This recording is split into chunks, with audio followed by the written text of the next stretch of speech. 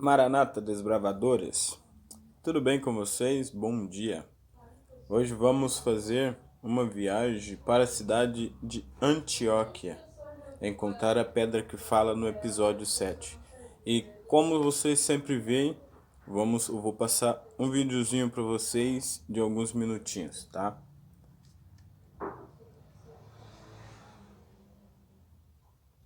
Eu estou nesse momento em Antioquia da Psídia. Você pode ler o nome dessa cidade no livro de Atos dos Apóstolos, capítulo 13. Leia com atenção o capítulo 13, o início do capítulo 14. Você vai ver o nome de duas cidades ali. A cidade de Antioquia da Psídia, esta onde eu estou, e a cidade de Icônio, que hoje é a cidade de Icônia, próxima daqui. Esses dois lugares receberam a presença do apóstolo Paulo. Apenas para você não fazer confusão, havia mais de 10 cidades no passado com o nome de Antioquia. Uma delas era Antioquia da Síria, também chamada Antioquia de Orontes. Foi lá que os cristãos foram pela primeira vez chamados de cristãos. A outra é Antioquia de Psídia. Paulo esteve aqui com Barnabé, com seus discípulos, e pregou nesse lugar aqui. Há algumas dúvidas arqueológicas de onde estaria a sinagoga onde Paulo pregou. Alguns mostram os restos de uma igreja bizantina do quarto século que fica lá embaixo da cidade como sendo o local da antiga sinagoga. Quem deu esta possibilidade foi Sir William Ramsay, um arqueólogo e historiador romano que passou aqui no século XIX e resolveu que poderia ser ali o local da antiga sinagoga. Antes de tudo, quero agradecer a Deus por todas as mães do mundo e desejar um parabéns para cada uma delas. Que Deus abençoe cada uma de vocês. Espero que a minha mãe também esteja vendo esse vídeo. Deus te abençoe, minha mãe, te amo. E vamos lá, né? Vamos fazer uma oração para começar a nossa classe, para nós poder também abrir a nossa Bíblia. Querido bondoso Deus, amado Pai, graças te damos, Senhor, mais uma vez por estar aqui na sua presença. Obrigado por esse momento especial com as crianças desbravadores. Que o Senhor venha nos abençoar, nos guardar, nos capacitar e nos dar entendimento da tua santa palavra. Em nome de Jesus. Amém. Então vamos abrir a nossa Bíblia aqui em Deuteronômio 18:18. Fala assim a perguntinha, ó. Qual a principal função de um profeta? Aí aqui a resposta diz assim, a pergunta diz assim, ó. Eis, lhes suscitarei um profeta do meio dos seus irmãos, como tu, e porei as minhas palavras na sua boca, e ele lhe falará tudo o que lhe ordenará. Então, qual é a função de um profeta? A função de um profeta é falar do amor de Deus para as pessoas e falar tudo aquilo que Deus pedir. Não o que der vontade de falar, ele vai falar. É tudo o que Deus ordenar. Essa é a função do profeta. Deus transmitiu mensagens especiais, muitas delas sobre o nosso futuro. As pessoas escolhidas a dedo, os profetas. A palavra profeta na Bíblia significa mensageiro ou porta-voz de Deus. Escolhia pessoas para serem seus mensageiros. Em Êxodo 7, 1 e 2, fala assim, ó.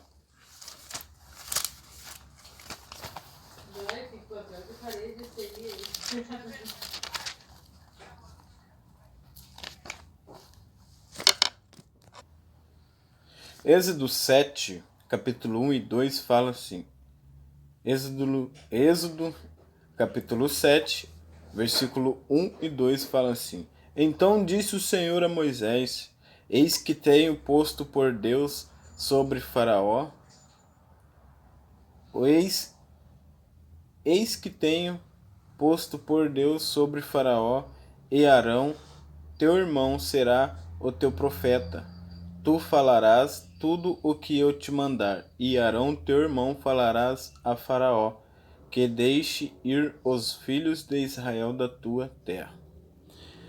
Entendeu aqui? Então é isso. Jesus, ele falava por Moisés, e Arão, irmão de Moisés, era o profeta. Então ele conduzia Arão a falar o que Deus falava para Moisés, Moisés falava para Arão e Arão falava para o rei lá do Egito, né? O faraó. E eles deveriam transmitir fielmente sua mensagem. Estas, às vezes, de encorajamento, advertência, reprovação ou até mesmo a descrição de eventos futuros. Vamos lá. Vamos abrir a nossa Bíblia em Mateus capítulo 24, versículo 24. Tem mais uma pergunta aqui. Será que todos os profetas são verdadeiros? O que Jesus falou sobre o assunto? Vamos ler lá em Mateus capítulo 24, versículo 24. Porque surgirão falsos cristos e falsos profetas e farão tão grandes sinais e prodígios que, se possível fora, enganariam até os escolhidos. Entendeu? Então, será que todos os profetas são verdadeiros? Nem todos são verdadeiros. Às vezes o inimigo de Deus vai usar pessoas que vão vir e falar para você assim do amor de Deus, mas às vezes se você tiver alguma dúvida, olha para esse profeta e vê se ele está falando conforme está escrito nas palavras de Deus, que aí tu vai saber se ele está falando verdadeiramente ou se ele está sendo um falso profeta. Sempre busca ter conhecimento mais na Bíblia, que é muito importante para os dias de hoje, tá? Vamos lá, que tem alguns versículos para a gente procurar, para a gente tirar umas respostas aqui. Encontre nos textos a seguir pelo menos 4 características de um profeta verdadeiro. Em 1 João 4, 1 e 2, Mateus 7, 15,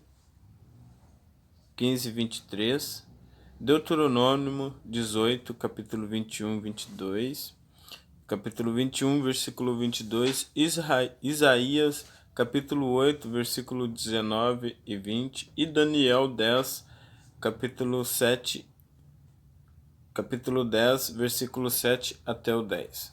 Então vamos lá. Vamos começar aqui primeiro por 1 João. 1 João, capítulo 4, 1 e 2 fala assim: Amados, não sereis a todo o Espírito, mas provai se os Espíritos são de Deus, porque já muitos falsos profetas se têm levantado no mundo. Nisto conhecereis o Espírito de Deus. Todo o Espírito que confessa que Jesus Cristo veio em carne é Deus. Todo o Espírito que confessa que Jesus Cristo veio em carne e é Deus. Aqui é o primeiro capítulo que pediu para a gente procurar aqui, primeiro versículo da Bíblia. Agora, lá em Mateus, temos mais um capítulo lá em Mateus. Vamos ver o que fala aqui. Mateus 7, versículo 15 até o 23. Fala assim, ó. Acautelai-vos, porém, dos falsos profetas que vêm até vós vestidos como ovelha, mas interiormente são lobos devoradores. Por seus frutos os conhecereis. Porventura colhem-se uvas dos espinheiros ou figo dos abrolhos. Assim toda a árvore boa produz bons frutos, e toda árvore má produz maus frutos maus. Não pode a árvore boa dar maus frutos, e nem a árvore má dar frutos bons. Toda a árvore que não dá bom fruto, corta-se e lança-se no fogo. Portanto, pelo menos seus frutos os conhecereis. Nem todo o que me diz Senhor, Senhor, entrará no reino do céu, mas aquele que faz a vontade do meu Pai, que está nos céus, Muitos me dirão naquele dia: Senhor, Senhor, não profetizamos nós em teu nome? E em teu nome não expulsamos demônios? E em teu nome não fizemos muitas maravilhas? Muitas maravilhas? E então lhe direi abertamente: Nunca vos conheci, apartai-vos de mim, vós que praticais iniquidade. Esse é o Mateus. Agora, lá em Deuteronômio tem mais.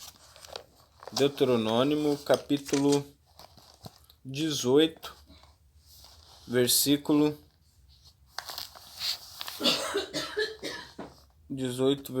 21 e 22.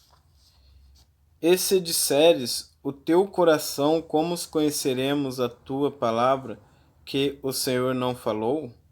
E se disseres no teu coração, como conheceremos a palavra o que o Senhor não falou? Quando o tal profeta falar em nome do Senhor e tal palavra se não cumprir, nem suceder assim, esta é a palavra que o Senhor não falou, como com soberba a falou o tal profeta, não tenhas temor dele. Vamos mais, em Isaías, capítulo 8, versículo 19, 20.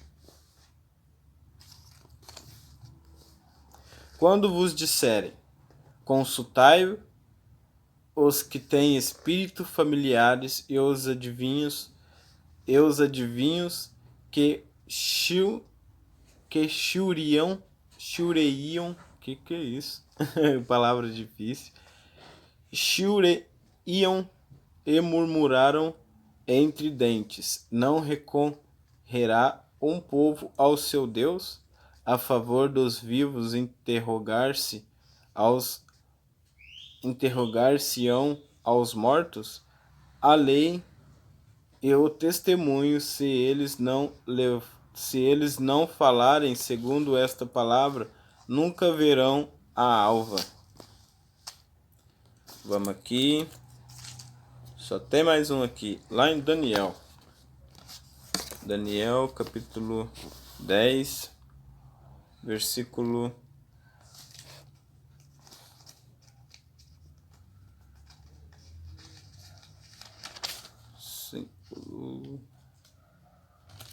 7.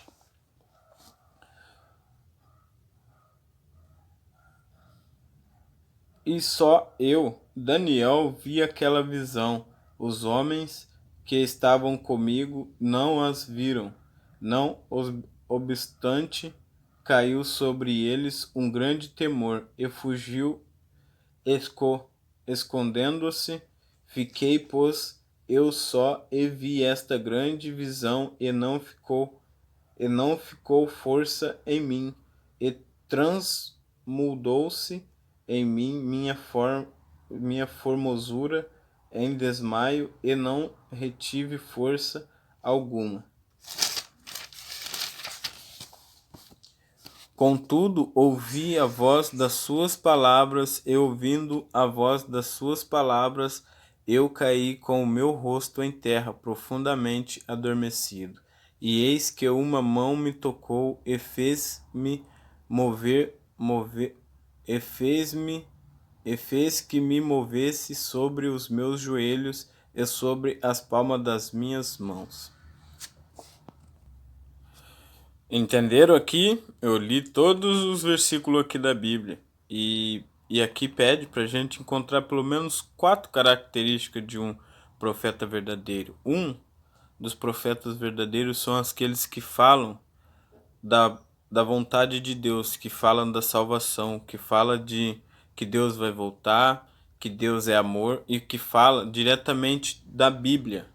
2 é o profeta que usa as palavras que Jesus iria usar para falar do amor dele para outras pessoas. E o terceiro profeta são a profecia familiar, que as pessoas tenham um bom comportamento dentro de casa, que as pessoas amam uns aos outros, que pregam aquilo que vive. E o quarto profeta são aqueles que amam o próximo como ama a si mesmo e não vai sair falando qualquer coisa para as pessoas que não sejam da vontade de Deus. Aqui tem mais uma perguntinha. Deus apresenta a manifestação do dom profético em sua igreja nos últimos dias? Deus apresenta a manifestação do dom profético em sua igreja nos últimos dias? Vamos ler em Apocalipse capítulo 12, 17. Vamos ver o que Deus tem aqui para dizer. E o dragão irou-se contra a mulher e foi fazer guerra ao resto da sua semente, os que os guardam os mandamentos de Deus e têm o testemunho de Jesus Cristo. Aqui 19:10. E eu lancei-me aos seus pés para o adorar, mas ele disse-me, olha, não faças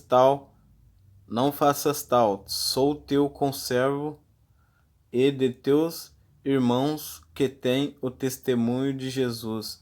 Adora a Deus, porque o testemunho de Jesus é o espírito de profeta, é o espírito de profecia.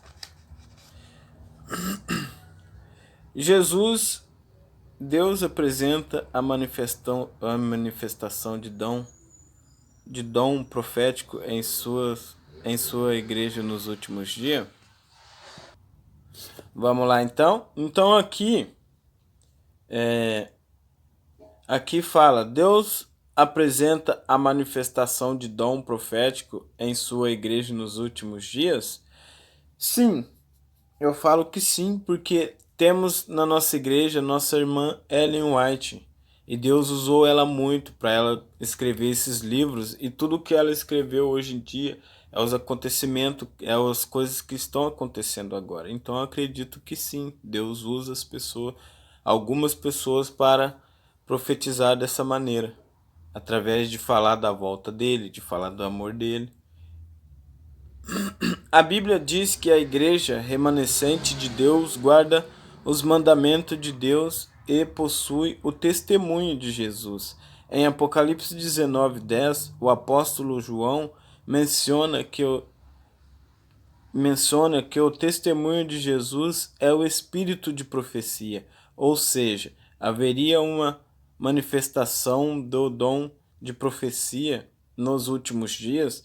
A Igreja Adventista do Sétimo Dia crê que uma jovem chamada Ellen G. White recebeu esse dom e que sua vida ensinos passam pelos os testes de um verdadeiro profeta. Entenderam? E é isso. Essa é a liçãozinha dessa semana. Que Deus abençoe cada um de vocês, que vocês possam ter entendido um pouco mais. Agora, vendo esse vídeo aqui, vocês possam entender um pouquinho mais, aprofunda-se um pouquinho mais lendo a Bíblia. Porque eu também estou aprendendo com vocês, a cada dia eu estou aprendendo mais, está sendo gratificante, estou agradecendo muito a Deus por ter me dado essa oportunidade de ser um professor aqui de vocês, da classe bíblica, e que esse tempo de pandemia a gente possamos tirar mais tempo para Jesus, para as famílias, amar o próximo e profetizar o nome de Jesus. Aqui tem algumas atividadezinhas que eu já falei com vocês. Vocês fazem essa atividadinha pesquisando e aprendendo. Aí quando voltar todo o normal, eu quero que vocês me mostrem para mim esse pesquisando e aprendendo no caderninho de vocês. Conte ao seu capelão ou ao seu conselheiro uma história bíblica, onde foi mencionado uma pedra e a sua importância. Vocês sabiam que esse pesquisando e aprendendo aqui é uma especialidade? É a especialidade de rochas? Então é muito importante vocês fazer, todo dia, toda semana tem uma pesquisando e aprendendo para vocês fazer. E quando vocês terminar a nossa classe bíblica, vocês vão receber a especialidade de rochas. Entendeu? Que show, né? Bem bacana. Chegamos à metade da nossa jornada. E como hoje estudamos sobre os profetas, tenho uma mensagem para você. Aí aqui tem um código secreto. Vamos descobrir esse código secreto aqui junto então. Ó, aqui está o nosso disquinho. E cada dá para ver direitinho aí. Aqui tem um disquinho e cada coisinha ele gira, né? E cada coisa tem um tipo de especialidade, tem um tipo de brincadeira, tem de barracas, de bússolas, de sapatinho ali, nós e amarras. Então, aqui tá pedindo uma faquinha. Vamos pôr ali a faquinha no buraquinho aqui, ó. Pronto, a faquinha. Aí está pedindo uma machadinha ali, parece. Uma machadinha. Aí vem depois uma barraquinha. Uma barraquinha. Aí depois vem um nó. Vamos ver qual é o número que vai dar aqui para o nosso código secreto.